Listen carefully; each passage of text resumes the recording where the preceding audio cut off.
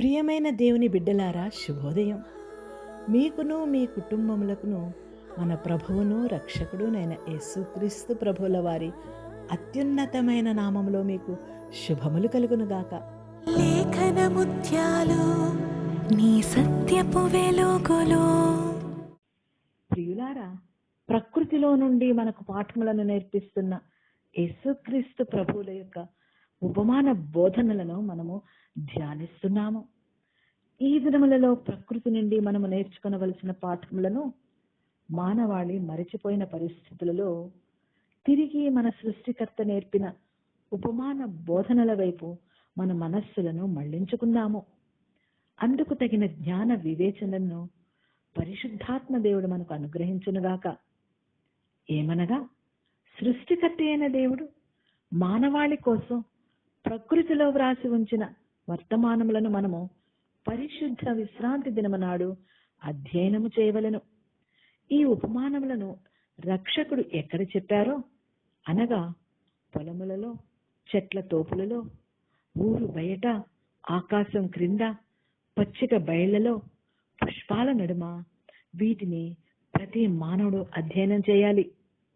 మనము ప్రకృతికి అతి సమీపముగా వచ్చినప్పుడు క్రీస్తు ప్రభు మనతో ఉండటం వాస్తవం అవుతుంది. ఆయన నుండి వస్తున్న సమాధానమును గూర్చి, ప్రేమను గూర్చి ఆయన మన హృదయాలతో మాట్లాడతారు. యేసు ప్రభు తన బోధనను విశ్రాంతి దినములోనే కాదు, వారము దినముల పనితో కూడా జతపరిచారు. పొలమును దున్నటం, విత్తటం, కొయ్యటంలో మన హృదయంలో ఆయన చేసే కృపా పరిచర్యకు సాదృశ్యాన్ని చూడాలని మనకు బోధిస్తున్నారు. ప్రియ విశ్వాసులారా, అలాగుననే ఉపయోగకరమైన ప్రతి పనిలో, జీవితంలో, ప్రతి సహవాసంలో ప్రతి మానవుడు దైవ సత్యాన్ని గుర్చిన ఓ పాఠాన్ని కనుగొనవలసిందిగా ఆయన కోరుతున్నారు. ఈ విధముగా మనము ప్రేమామూర్తిని కనుగొనినప్పుడు మన దినవారీ శ్రమను గూర్చి ఆలోచించి దేవునిని మరచిపోజాలము. అది నిత్యము మన సృష్టికర్తను, విమోచకుని జ్ఞాపకం చేస్తుంది. గృహ సంబంధమైన, వృత్తి సంబంధమైన విచారాలన్నిటిలో నుండి దేవాది దేవుని గూర్చిన ఆలోచన బంగారు మాటలాగా కొనసాగుతుంది. అప్పుడు మనకు దేవుని ముఖము మీరి మహిమ ప్రకృతి ముఖము మీద కనిపిస్తుంది. పరలోక సత్యాన్ని గూర్చిన నూతన పాఠాలు మనము నిత్యము నేర్చుకుంటాము. పరిశుద్ధ దేవుని పవిత్ర రూపంలోనికి మార్పు చెందుతాము. ప్రవక్త అయిన యెషయా ద్వారా యెషయా గ్రంథము 54వ అధ్యాయము 13వ వచనంలో పొందుపరచబడిన రీతిగా, నీ పిల్లలందరూ యెహోవా చేత ఉపదేశమునందుదురు, నీ పిల్లలకు అధిక విశ్రాంతి కలుగును అనియు పౌలు మహాశయన ద్వారా కొరింథీయులకు రాసిన మొదటి పత్రిక 7వ అధ్యాయము 24వ వచనంలో, సహోదరులారా, ప్రతి మనుష్యుడును ఏ స్థితిలో పిలువబడునో ఆ స్థితిలోనే దేవునితో సహవాసము కలిగి ఉండుము అనిన సత్యములు మన పట్ల ప్రేమామూర్తి అయిన దేవుడు నెరవేర్చుతారు. ప్రియ దేవుని సంఘమా, దైవ కుమారుడు మనుష్య కుమారునిగా ఈ లోకములో జీవిస్తూ ఉన్నప్పుడు మత్తయి సువార్త 13వ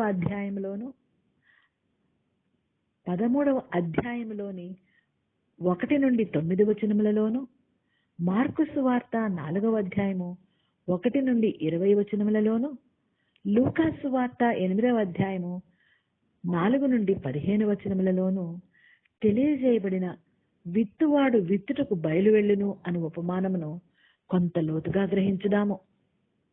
మత్తయి సువార్త 13వ అధ్యాయము 1 నుండి 9 వచనములు చదువుకుందాము. ఆ దినమందు యేసు ఇంట నుండి వెళ్లి సముద్ర తీరమున కూర్చుండెను.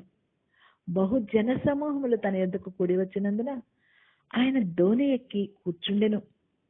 ఆ జనులందరూ ధరిని నిలిచి ఉండగా ఆయన వారిని చూచి చాలా సంగతులను ఉపమాన రీతిగా చెప్పెను. ఎట్లనగా, ఇదిగో, విత్తువాడు విత్తుటకు బయలువెళ్ళెను. వాడు విత్తుచుండగా కొన్ని విత్తనములు త్రోవ ప్రక్కన పడెను, పక్షులు వచ్చి వాటిని మృంగివేసెను. కొన్ని చాలా మన్ను లేని రాతి నేలను పడెను. అక్కడ మన్ను లోతుగా ఉండనందున అవి వెంటనే మొలిచెను గాని సూర్యుడు ఉదయించినప్పుడు అవి మాడి వేరు లేనందున ఎండిపోయెను. కొన్ని ముండ్ల పొదలలో పడెను. ముండ్ల పొదలు ఎదిగి వాటిని అణచివేసెను. కొన్ని మంచి నేలను పడి ఒకటి 100 ఒకటి 60 ఒకటి 30 ఫలించెను. చెవులు గలవాడు వినుగాక అని చెప్పెను.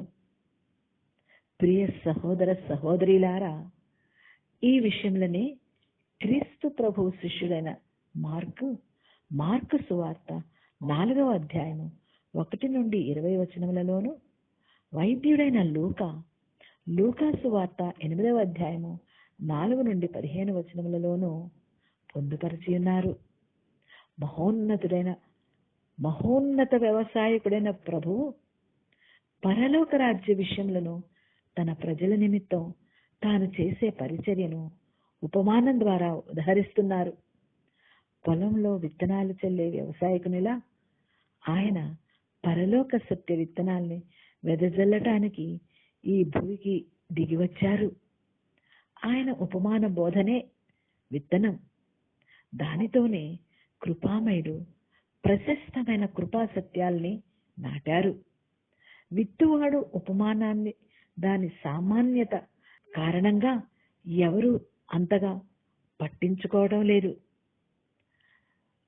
భూమిలో నాటే స్వాభావిక విత్తనం నుంచి సువార్త అనే విత్తనానికి మన మనస్సుల్ని నడిపించాలని క్రీస్తు ప్రభు యొక్క ప్రగాఢమైన కోరిక. ఈ విత్తనం చల్లుట వలన గ్రహింపగలిగిన మానవుడు పరలోక దేవునికి విధేయుడై నివసిస్తాడు. యేసు ప్రభుని చూడటానికి, ఆయన మాటలు వినటానికి కొంతమంది గలిలయ సముద్రం ప్రక్కన సమావేశమయ్యారు. ఆ సమూహంలో వ్యాధిగ్రస్తులున్నారు. వారు చాపల మీద పండుకొని ఆయనకు తమ మనవులు సమర్పించుకొనుటకు వేచి ఉన్నారు. పాపమానవుల బాధలు, వ్యాధుల్ని స్వస్థపరచటమన్నది తండ్రి అయిన దేవుని నుండి పొందిన హక్కు. ఇప్పుడు ఆయన వారి వ్యాధిని మందలించి ఆయన చుట్టూ జీవాన్ని, ఆరోగ్యాన్ని, శాంతి, సమాధానాన్ని వెదజల్లారు. ప్రియులారా, పడిపోయిన ఈ మానవలోకమును తిరిగి రక్షించుకొనుటకు రక్షకుని ప్రణాళికలను మనము లోతుగా గ్రహించి ఆయన చిత్త ప్రకారము జీవించుటకు పరిశుద్ధాత్మ దేవుడు మన కుటుంబములకు సహాయం చేయవలెనని కోరుకుంటూ ప్రార్థించుకుందాము. శాంతికి, సమాధానమునకు కర్తయైన యేసుక్రీస్తు ప్రభువుల నుండి మీకును మీ కుటుంబములకును మెండైన ఆశీర్వాదములు, దీవెనలు అనుగ్రహింపబడును గాక. ఆమేన్.